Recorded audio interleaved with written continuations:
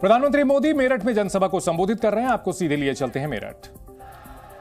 17,000 करोड़ रुपए से ज्यादा मैंने उन जिनके पैसे गए थे उनको वापस लौटा दिया है। जिनका पैसा गया है उनके पैसे वापस मिले, इसके लिए मैं लगातार काम कर रहा हूं। ईडी ने जो संपत्ति जब्त की है और अगर रिकॉर्ड मिलता है ये जिसके पैसे हैं उसी से पैसे गए हैं, तो मोदी आपके पैसे वापस दिलवाने के लिए जी जान से लड़ने वाला है।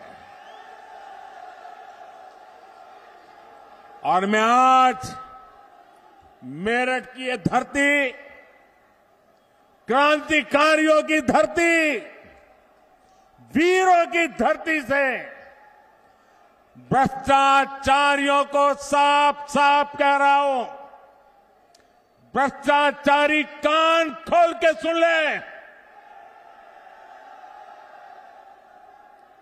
ये मोदी पर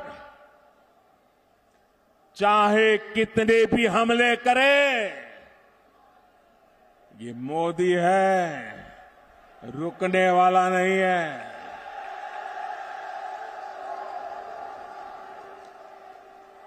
भ्रष्टाचारी चाहे कितना ही बड़ा क्यों ना हो, एक्शन होगा, जरूर होगा। जिसने देश को लूटा है उसे लौटाना ही पड़ेगा, ये मोदी की गारंटी है।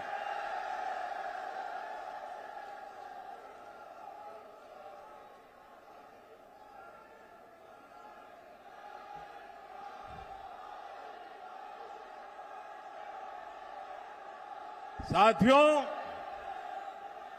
मेरठ की इस धरती का देश की अखंडता और एकता से बड़ा रिश्ता रहा है। ये स्वतंत्रता सेनानी वीर मंगल पांडे की कर्मभूमि है। ये धरती धनसिंह कोतवाल जैसे शूरवीर की धरती है। शौर्य की इस धरती से आज मैं पूरे देश को बताना चाहता हूं कि कैसे कांग्रेस और इंडी अलायंस देश की अखंडता और देश की एकता को तोड़ते रहे हैं। आज ही कांग्रेस का ये एक और देश विरोधी कारनामा देश के सामने आया है। तमिलनाडु में भारत के समुद्री तट से कुछ दूर, कुछ किलोमीटर दूरी पर श्रीलंका और तमिलनाडु के बीच में समंदर में एक टापू है, एक द्वीप है, कच्चा थीवू, अलग अलग नाम भी लोग बोलते हैं, कच्चा थीवू। ये द्वीप सुरक्षा की दृष्टि से बहुत महत्वपूर्ण है। देश आजाद हुआ तब हमारे पास था और ये हमारे भारत का अभिन्न अंग रहा है। लेकिन कांग्रेस ने 4-5 दशक पहले कह दिया कि ये द्वीप तो गैर जरूरी है, फालतू है, यहां तो कुछ होता ही नहीं है। और ये कहते हुए मां भारती का एक अंग आजाद भारत में ये कांग्रेस के लोगों ने, इंडिया अलायंस के साथियों ने मां भारती का एक अंग काट दिया और भारत से अलग कर दिया। देश कांग्रेस के रवैये की कीमत आज तक चुका रहा है। भारत के मछुआरे मछली पकड़ने के लिए समंदर में जाते हैं, तमिलनाडु के हैं, केरल के हैं, पुडुचेरी के हैं, तेलंगाना के हैं, आंध्र के हैं, इस द्वीप की तरफ जाते हैं तो इन्हें गिरफ्तार कर लिया जाता है, उनकी बोट को कब्जा कर लिया जाता है। ये कांग्रेस के पाप का परिणाम है कि हमारे मछुआरे आज भी सजा भुगतते चले जा रहे हैं। और कांग्रेस पार्टी इतनी बड़ी उनकी पाप के जब बात आती है तो कांग्रेस की बोलती बंद हो जाती है। डीएमके जैसे दल जो कांग्रेस के साथी हैं, वे भी मुंह पे ताला लगा करके बैठ जाते हैं। आप मुझे बताइए, क्या ऐसा इंडी गठबंधन जिसने मां भारती का टुकड़ा करके दे दिया,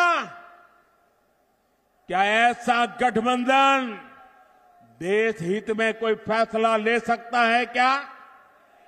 देश का भला कर सकता है क्या? देश को एक रख सकता है क्या?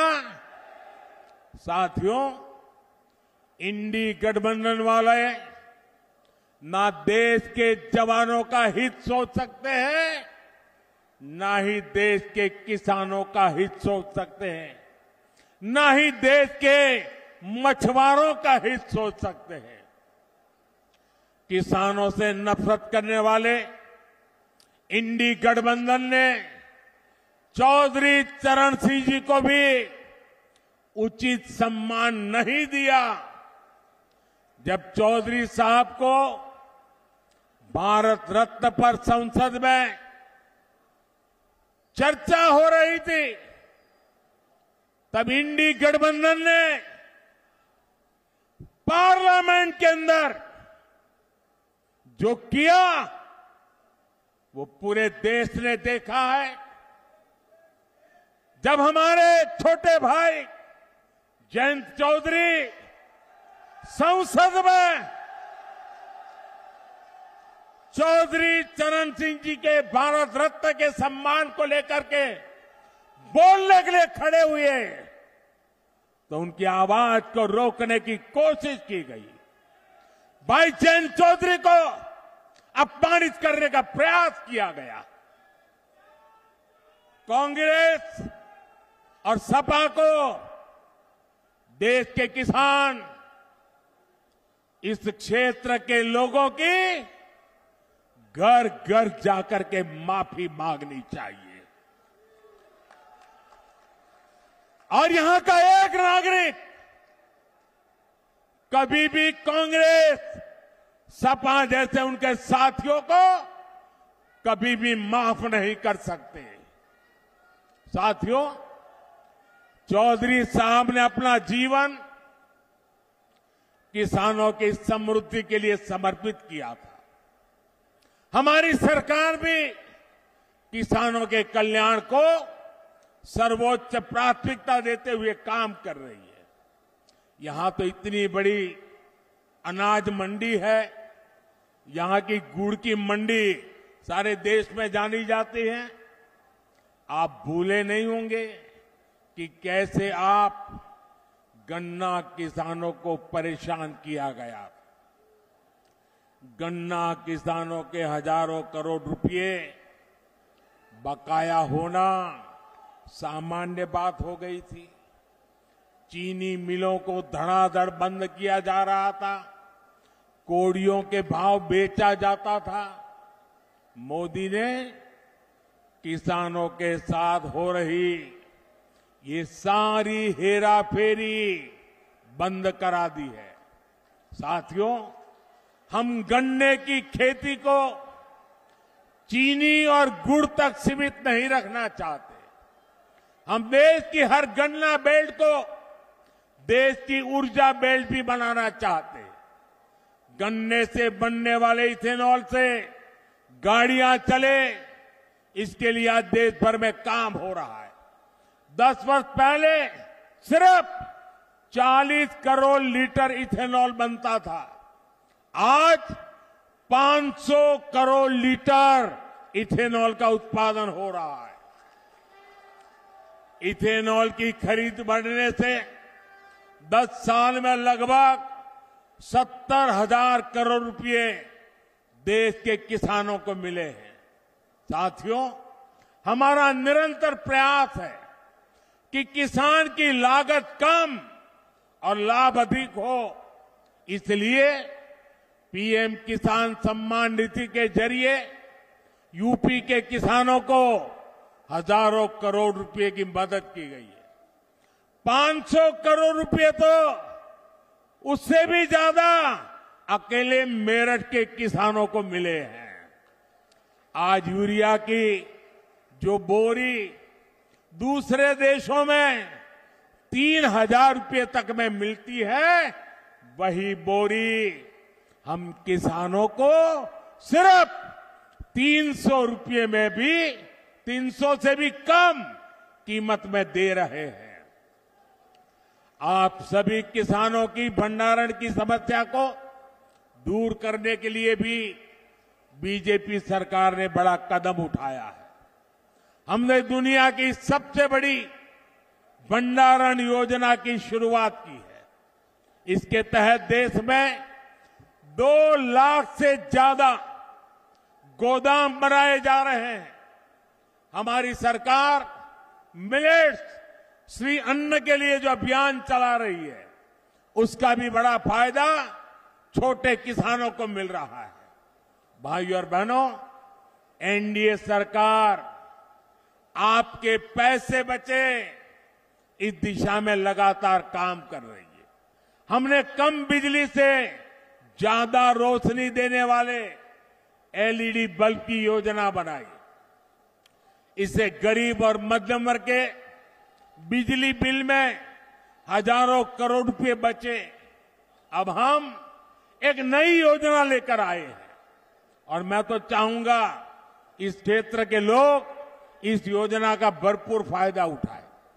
हमारी नई योजना है पीएम सूर्य घर मुफ्त बिजली योजना। जी